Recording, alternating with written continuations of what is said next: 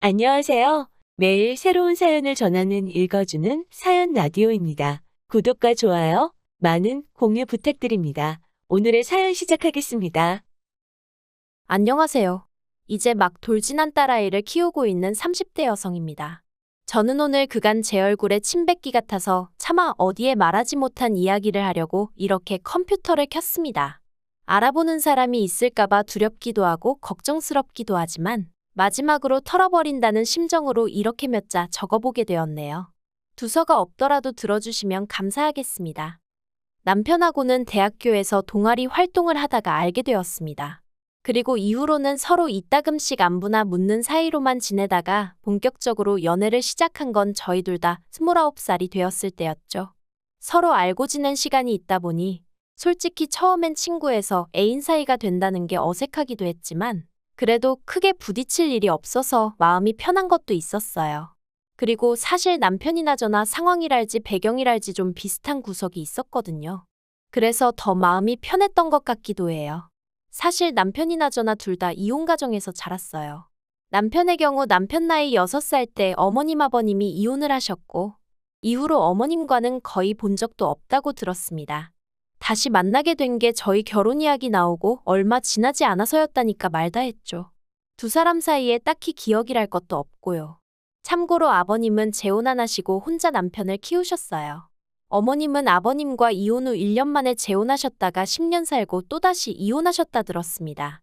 이후로는 본인 말씀으로 자유로운 영혼처럼 사셨다는데 이건 여담이지만 60도 넘으신 여사님 입에서 자유로운 영혼처럼 살았다는 건 무슨 뜻일까 하는 생각이 잠깐이지만 들었고 별로 좋게 들리진 않았어요. 아마 이미 이때 제가 어머님에 대해서 별로 좋은 감정이 아니었는지도 모르겠습니다.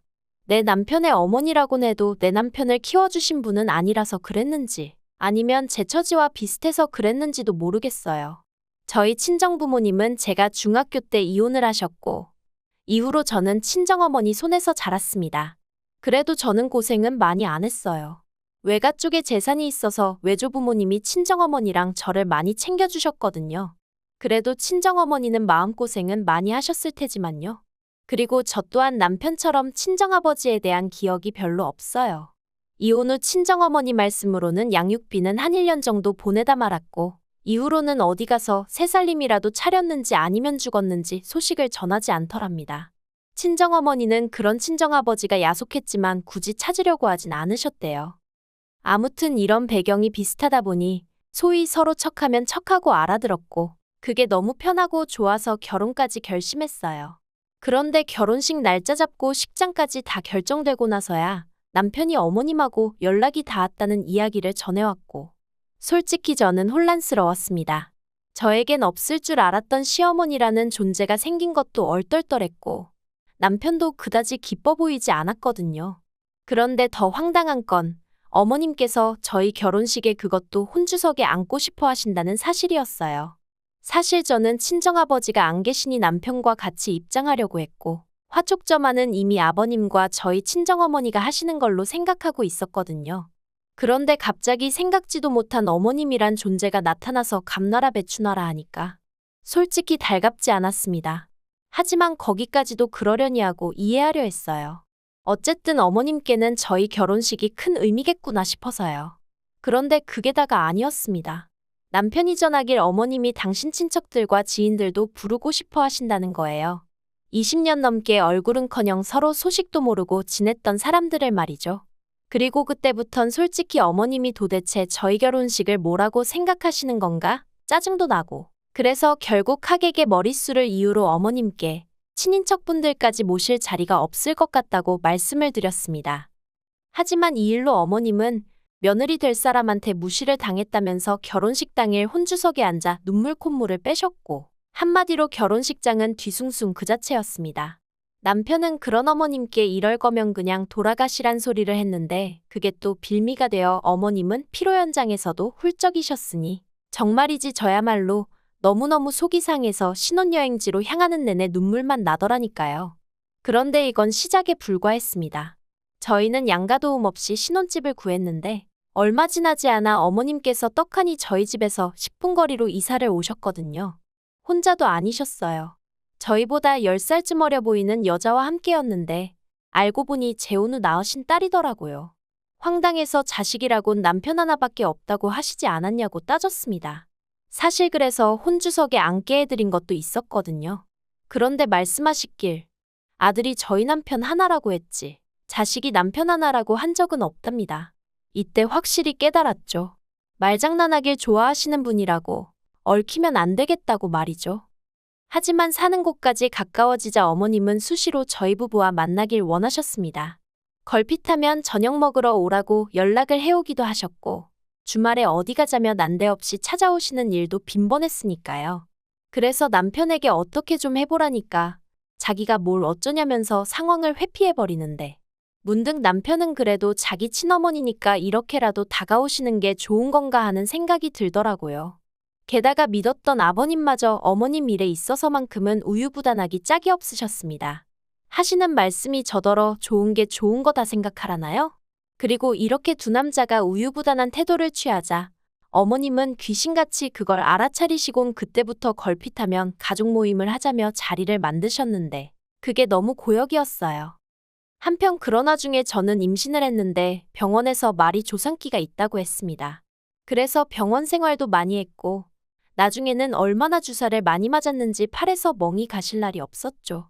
그런데 그런 와중에도 어머님은 그 가족 모임을 하지 못해 안달이셨고 그런 모임에 제가 응하지 못할 때면 남들은 잘만 낳는 애를 가지고 저런다며 자기도 둘이나 낳았지만 저처럼 유난스러운 사람은 본 적이 없다고 혀를 차셨어요.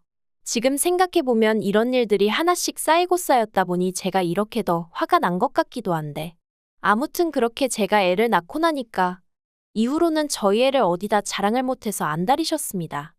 아이 낳고 100일도 되지 않은 저에게 이모님한테 안부 전화 좀 드리라며 이모님이 저희 애를 보고 싶어 한다고 언제 갈 거냐고 하루가 멀다 하고 사람을 들들 볶지를 않나. 난데없이 삼촌이란 분과 영상통화를 하게 만드시질 않나. 그럴 때마다 너무 짜증이 났고 아무리 남편을 낳아주신 분이라지만 그렇다고 이렇게 나한테 함부로 하셔도 되는 건가 싶은 게 하지만 남편이란 작자는 중재는커녕 어려운 일도 아니지 않냐. 우리 애한테도 예뻐해 주시는 친척분들이 많이 생기면 좋은 거 아니냐 하며 저에게 무조건적인 이해만을 바랬으니 솔직히 저도 점점 더 예민해지고 어머님 말 한마디 한마디에 날이 서는 게 느껴지더라고요. 게다가 갑자기 생긴 신우라고 해야 되나요? 어쨌든 남편하고 피가 반은 섞였으니 어머님이 재혼해서 낳으셨다는 그 딸. 어머님은 제가 그 딸에게 살갑게 대해주지 않는다며 그렇게 서운함을 호소하셨어요. 사람정이 그리운 애라면서 제가 언니처럼 좀 챙겨주면 얼마나 좋겠냐고. 왜 이렇게 선을 긋냐 하시면서 나중에 저희 부부한테 무슨 일이라도 생기면 저희 애 각이 될 건 당신 딸 그러니까 고모뿐이 없는 거라면서 저더러 신경 좀 쓰라는 말씀을 몇 번이나 하셨죠. 뿐만 아니라 저희 집에만 오시면 제 옷이나 가방을 마음대로 들춰보시곤 이런 건 젊은 아가씨가 하는 거 아니냐며 뭐라도 하나 가져가실 궁리만 하시는 게 눈에 보였는데 그럴 때마다 아무리 어머님이라지만 음흉하다고 해야 할지 아무튼 가뜩이나 싫었는데 더더 싫어지더라니까요. 그러다 결정적으로 어머님하고 정리를 못했다간 내 결혼 생활이 파탄나겠구나 싶었던 일이 벌어진 건 올해 초였습니다. 어머님 생신이 다가오고 있었고요. 그런데 저희 어머님이 실제 생신하고 호적 생신하고 다르다고 하셨거든요. 할아버님이 호적 신고를 늦게 하셨다나요. 그래서 실제로는 2살 더 많으시고 그러니 환갑도 지나간 상황이었는데 다짜고짜 당신 환갑 때는 제대로 뭐 축하도 못 받고 지나갔다면서 법적으로 환갑인 올해 제대로 축하를 받고 싶다 하시더라고요. 그리고 이때만 하더라도 제가 어머님을 싫어하긴 했어도 환갑은 좀 특별한 날이니까 어디 좋은데 모시고 가서 식사라도 하고 바람이라도 쐬고 오자고 할까 하고 생각만 하고 있었어요. 그런데 어머님이 먼저 하시는 말씀이 당신 친구분들은 환갑 때 자식들이 여행 보내주더라면서 당신도 유럽 여행을 다녀오고 싶으시다 하셨습니다. 그리고는 당신이 다 알아보면 된다고 그냥 현찰로 1,000만 원만 보내라 하셨는데 황당하더라고요. 그래서 제가 남편에게 우리 그럴 돈 없는 거 알지 않냐고 어머님한테 잘 말씀드리라고 했죠. 그런데 이틀 뒤 주말이었는데 아침부터 어머님이 저희 집에 연락도 없이 오셨습니다. 애가 간신히 잠들었는데 어머님이 하도 현관문을 시끄럽게 두들기셔서 애는 잠에서 깨서 울어대고 너무너무 짜증이 났어요.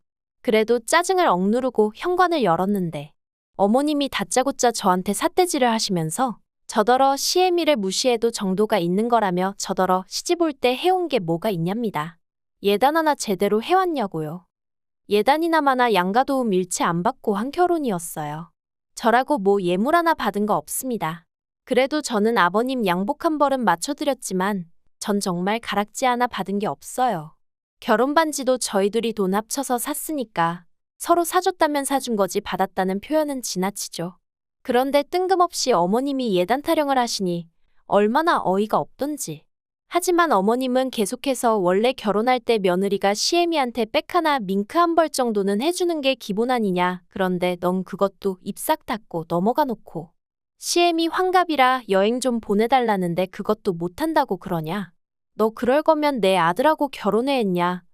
내 아들이 불쌍하다 하시는데 황당해서 기도 안 차더라니까요. 그런데 그 와중에 남편은 어머니 참으세요. 저희가 죄송해요. 진짜 저 사람이 미쳤나 싶었죠. 그리고 그렇게 한바탕 난리를 치고 어머님은 언제까지 돈 보내놔 한마디 남겨두신 채 당신 집으로 돌아가셨고 저는 남편한테 진짜 실망이라고 했습니다.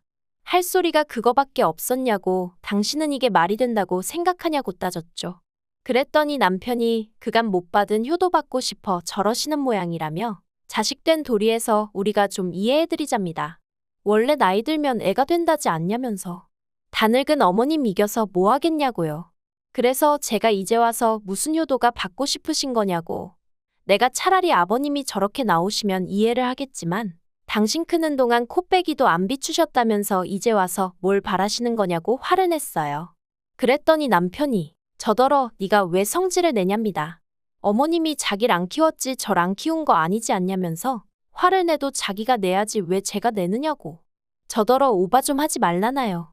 순간 망치로 머리를 한 대 맞은 듯 했습니다. 저는 남편이 저고 제가 남편이란 마음으로 살았어요. 부부란 그런 거다 생각했으니까요. 그런데 남편이 먼저 너는 너 나는 나하고 선을 딱 그어주니 허탈하기도 하고 허무하기도 하고.